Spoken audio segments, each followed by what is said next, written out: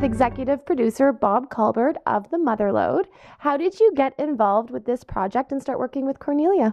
Well, Cornelia called me about it I guess 18 months ago now, and had been talking to the CBC about it, and pretty well I convinced them she wanted to make the film, and she asked me if I'd like to get involved. And to be honest, I was kind of skeptical at first, skeptical only because I was afraid it was going to be another film about women complaining about, being in the workplace and how hard it was.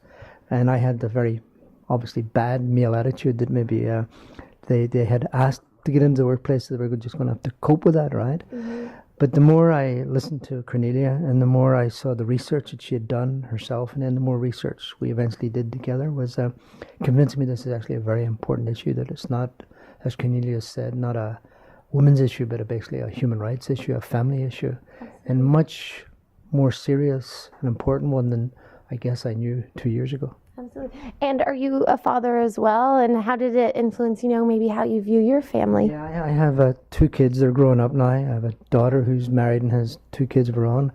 And she is in a workplace situation where it's very, stressful and busy.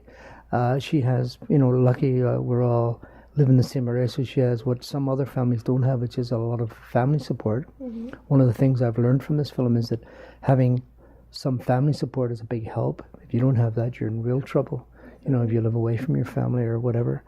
And her husband's busy, so he's not really able to but they just seem to share the load. But I think the big lesson I learned from this is, as Cornelia said, it's not just that the workplace has changed, which it obviously has from my time when I was maybe Cornelia's age, mm-hmm. but also that the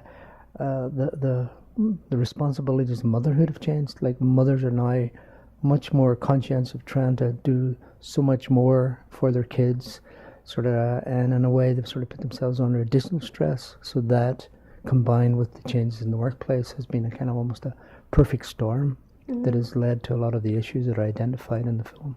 Absolutely. And you've been in the business working at CBC CTV for over 40 years. How is pretty close? Yeah.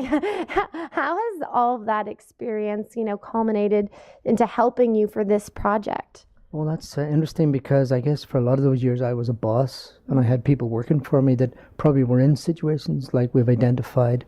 And hopefully I was kind of understanding of their situation, but probably not enough, because, I was one of the generation that my wife, while she was at home, she was able to work from home, she stayed at home, so I didn't have a lot of the pressures that other families today have. Mm-hmm. So maybe I wasn't as understanding, maybe at times when people had to leave work, get home, get the kids, get them out of daycare, Mm-hmm.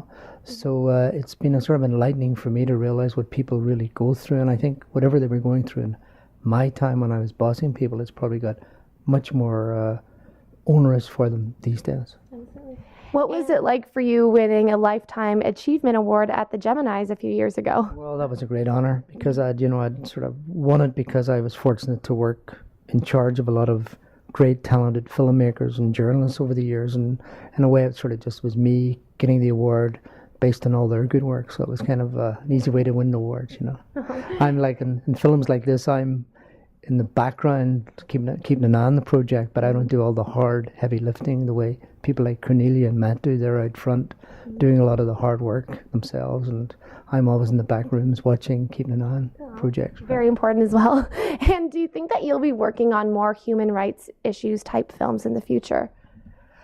Maybe. I tend to get involved in all sorts of projects. I hope to get involved in projects like this, because this, I think, is a very important film, very important subject. I think it'll touch a lot of people's lives, and they're always the best projects when you actually not only touch lives, but maybe cause people to think about a subject, and maybe actually, hopefully, bring about some change if people pay attention to some of the issues that are being raised. Absolutely. And where is the best place for us to catch the film and find out more information on it? It's on CBC television, Doc Zone, on Thursday the 9th of January at 9 p.m. Mm-hmm. And I think also you can get lots of background information on the Doc Zone website, which is cbc.ca. And then once the film's been broadcast, you can always catch it again, or if people miss it, CBC Doc Zone streams all its documentaries, and you just go to cbc.ca, Doc Zone, and find it there, and you watch it anytime. Great. Well, thank you so much, Bob. Congratulations on the film and on a tremendous career as well. And best of luck with your upcoming projects. Thanks a lot. Thank you. I'm Katie Uhlmann reporting for Katie Chats in downtown Toronto.